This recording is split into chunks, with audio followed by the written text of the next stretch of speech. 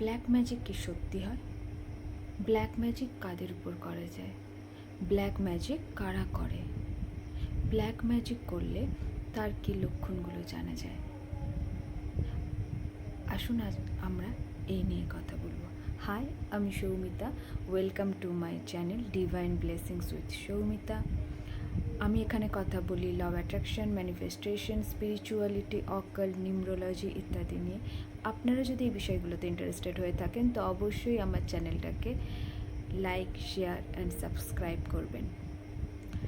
আজ আমি এখানে কথা বলবো ব্ল্যাক ম্যাজিক নিয়ে। ব্ল্যাক ম্যাজিক অর্থাৎ কালা জাদু। কালা জাদু এবং তন্ত্র দুটো কিন্তু একই নয়। অনেকে মনে করে তন্ত্র মন্ত্র এবং কালা জাদু একই জিনিস। না, দুটো একদমই নয়। আগে বলে দিই, কালা জাদু করা খুবই খারাপ জিনিস। তন্ত্র এবং মন্ত্র দিয়ে মানুষ সাধক তার সাধনা করে। মন্ত্রের মাধ্যমে, তন্ত্রের কিছু ক্রিয়ার মাধ্যমে সাধক তার আরাধ্যের সাথে আত্মার সম্পর্ক স্থাপন করে, আরাধ্যকে লাভ করে। এই তন্ত্র 3 প্রকার হয়: শিবতন্ত্র, কালীতন্ত্র এবং বৈষ্ণবতন্ত্র। শিবতন্ত্রে সাধনা করা হয় ভগবান মহাদেবের অর্থাৎ শিবের। কালীতন্ত্রে মা কালী, তারা, ধূমাবতী, বগলামুখী, ত্রিপুর সুন্দরী, কামাখ্যা মায়ের সাধনা করা হয়। আর বৈষ্ণবতন্ত্রে বিষ্ণুর সাধনা করা হয়। এর থেকে ব্ল্যাক ম্যাজিক বা কালা জাদু সম্পূর্ণ ভিন্ন।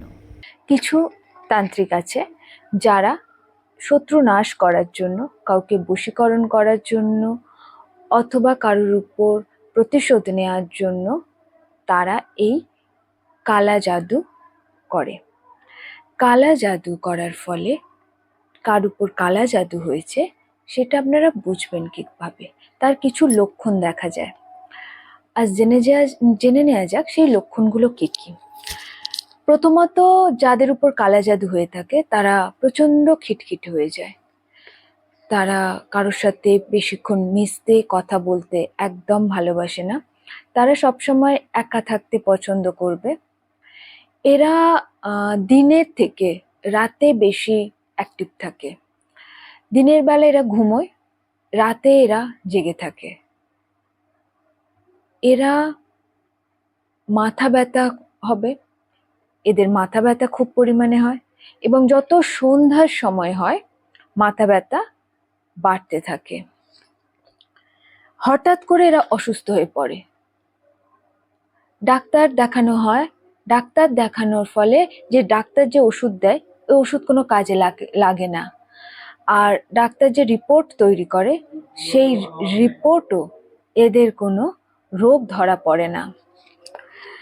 আর্থিক দিক থেকে এরা ক্ষতি হয়, হঠাৎ করে আর্থিক দিক থেকে ক্ষতির সম্মুখীন হবে। এদের শরীর থেকে একটা দুর্গন্ধ বের হবে।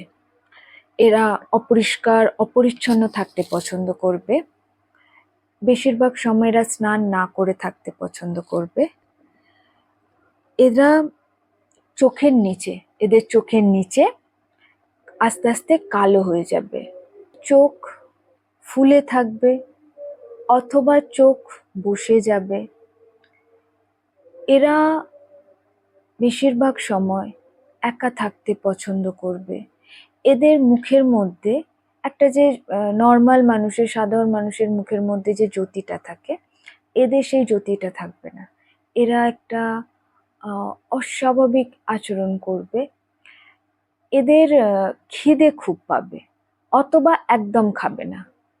এই ধরনের মানুষদের উপর ব্ল্যাক ম্যাজিক হয়ে থাকে। ব্ল্যাক ম্যাজিক থেকে বাঁচার উপায়। ব্ল্যাক ম্যাজিক না কোনো বাইরের লোক করে না। ব্ল্যাক ম্যাজিক আপনার যারা কাছের মানুষ তারাই ব্ল্যাক ম্যাজিক করে। এই ব্ল্যাক ম্যাজিক করার জন্য যার উপর আপনি ব্ল্যাক ম্যাজিক করবেন তার কাপড়, তার চুল এগুলোর প্রয়োজন হয়। তো খুব সাবধানে নিজের জামা কাপড় সেগুলো রাখবেন।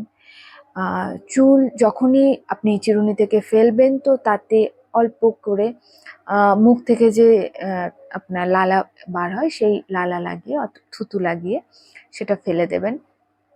তৃতীয়ত, যখনই আপনার মনে হচ্ছে যে আপনার উপর ব্ল্যাক ম্যাজিক হয়েছে কিংবা আপনার সামনে যে আছে আপনার পরিবারের লোকজন যাদের উপর ব্ল্যাক ম্যাজিক হয়েছে, যদি মনে হয়ে থাকে তো তার স্নানের জলে নুন ফেলে স্নান করাবেন আর হনুমান চল্লিশা পড়বেন। আর এই সময় আমরা বিশেষ একটা তেলের প্রয়োগ করে থাকি এই ব্ল্যাক ম্যাজিক থেকে বাঁচার জন্য। সেই তেলটা আমরাই তৈরি করি, আমাদের কাছে পাওয়া যায়। ঘরে একটা বিশেষ প্রকার ধুনি দিতে পারেন। ঘুঁটের উপরে সবুজ নিম পাতা, 5টা কর্পূর, 5টা কালো মরিচ, 5টা লবঙ্গ, তার সাথে ধুনো মিশিয়ে পুরো ঘরে আপনি ধুনোর ধোঁয়া দিন। ধীরে ধীরে আপনাদের উপর যে ব্ল্যাক ম্যাজিক হয়েছে সেটার প্রভাব ধীরে ধীরে কমতে থাকবে এবং ভালো কোনো সাধকের সাথে যোগাযোগ করুন যে এই কাজটা জানে, তার দিয়ে এই ব্ল্যাক ম্যাজিক নিবারণ করার চেষ্টা করুন। আর লেবুর জলে প্রতিদিন লেবুর জলে স্নান করুন। আর তার সাথে একটা জিনিসই বলবো, ব্ল্যাক ম্যাজিক করা একদম ভালো নয়। আপনারা ব্ল্যাক ম্যাজিক করছেন কিন্তু আপনার উপর এই কাজটা ফিরে আসবে, আজ নয় তো কাল। সবচেয়ে বেশি 10 মাস থেকে 10 বছর ব্ল্যাক ম্যাজিকের স্থায়িত্ব থাকে। ব্ল্যাক ম্যাজিকের জন্য কারোর মৃত্যু পর্যন্ত ঘটতে পারে। অর্থাৎ এমন কোনো ক্রিয়া করবেন না যাতে আপনার সামনের লোকের কোনো ক্ষতি হয়। আর এই জন্মে হয়তো আপনাকে সেই ঋণ শোধ করতে হচ্ছে না, আসছে জন্মের জন্য আপনি রেডি থাকুন। এই ঋণ হয়তো আপনাকে 10 থেকে 12 গুণ হারে শোধ করতে হতে পারে। কর্ম কিন্তু কাউকে ছেড়ে দেয় না, সে অবশ্যই ফিরে আসবে। আপনি ইউনিভার্সকে যেটা দেবেন, ইউনিভার্স আপনাকে সেটা ঠিক তত গুণ হারে ফিরিয়ে দেবে। আর